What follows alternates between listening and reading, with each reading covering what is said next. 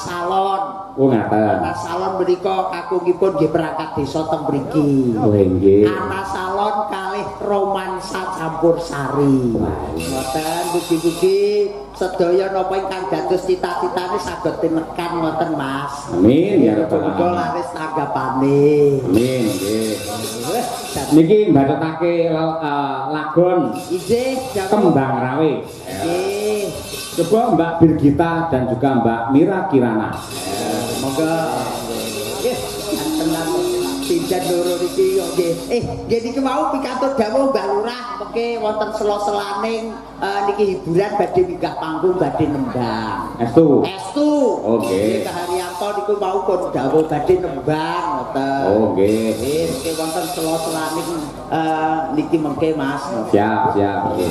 Napa malah sak menika pisan mangke kajenge dikancani Mbak Birgita karo Mbak Mira Kirana. Nampung dawuh. Nggih. Monggo Bapak Kepala Desa panjenengan ngersakaken paring panglipur dumateng warganipun lumantar tetembangan. Monggo sasana wanci kula aturaken, kula aturi tindak wonten pepanggungan. Monggo Mbah Lurah. Monggo mriki kula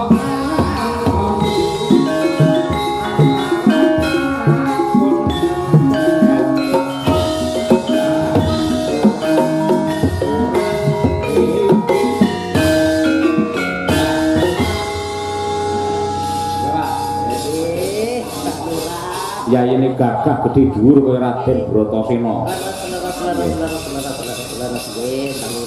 Minggah mawon Mbak Lurah. Nggih. Minggah. Anu Mas, Pripun? bareng ning dhuwur isin. Oh nggih kula baturi teng kadang nggih. Lek enten pados tiyang tiga melih lenggah wonten nggih anu Kenduri pertuni. malah. Niki balosi wong e wong pikir munggah balosi.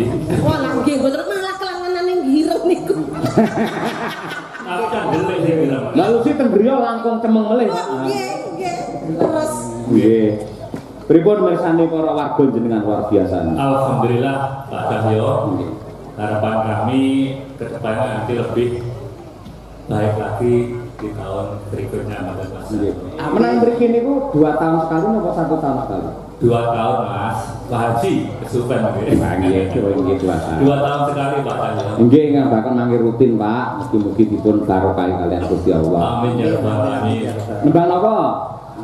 Biasanya anu Mas Cahyo ora tau nyanyi pitur iki. Mboten nate karaoke Pak. Nek kuwi berenaksa. Oh, kuwi lho isti ya, kuwi isti. Ngendikane mau kan ibu kagungan unek-unek. Ah, bener. Iki aku arep nyambut gawe karo Mas Cahyo. Nggih. Nduk anu Bu, aku aja digondeli. Nggih. Nah, ngoten. Lagune aja digondeli. Ojo Mas Gareng. Ada digondeli, Pak. Nggih, nggih ta. Monggo. Duit kali sinten niki Mbak Birgita nggih wonten, Mbak Mira nggih wonten. Jangan pilih Mas Cahyo. Oh, bir. Lek tau pilih bingung ngono Mas. Nggih, wong napa bingung niku pun bebas mawon, Mbak. Milih niki pripun sing penting mboten nika. Niku hari ulang tahun Ibu. cara kono niki. Nggih, beli dalu, Pak. Loh, Saliman ku niki sarung lho. Tangannya ngomong halus lho kaya Ya Allah. iki. Anu Pak, BTW Pak. Pak Haryanto ini namanya kan sama kayak saya. Saya kan Birgita Ayu Setiani Haryanto. Awakmu Haryono. Haryanto. Oh, iya. Berarti kan kula niku anake, lha anake berarti nggih nyuwun sawu Pak, karo bapake. 1000 atau 2000. Ya 1 juta, Pak. Awas, Pak. Ya toh Mas Ayo lek wong ayu ki mesti larang. Lek karo aku kan gratis. Dikunjuli koro-koro. Wis kunjul oke kan balusi. Nggih. Buat monggo Mas Cahyo. Siap. Nggih, Aja digondeli.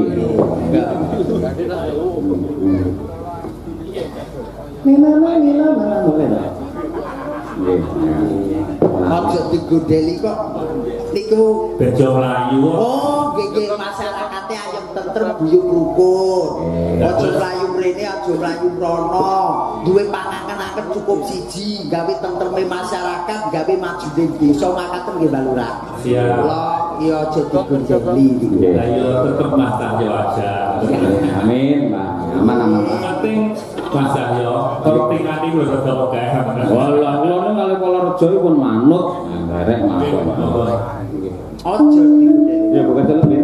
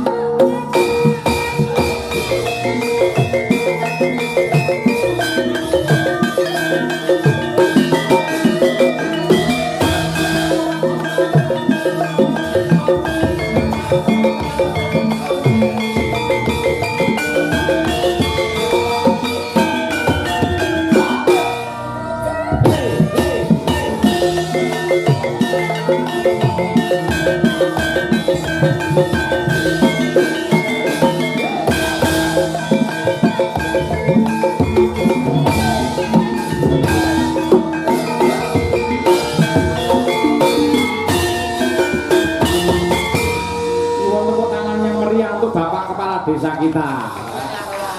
Wah, kok wingi-wingi pas wayangan mboten nembang to, Pak?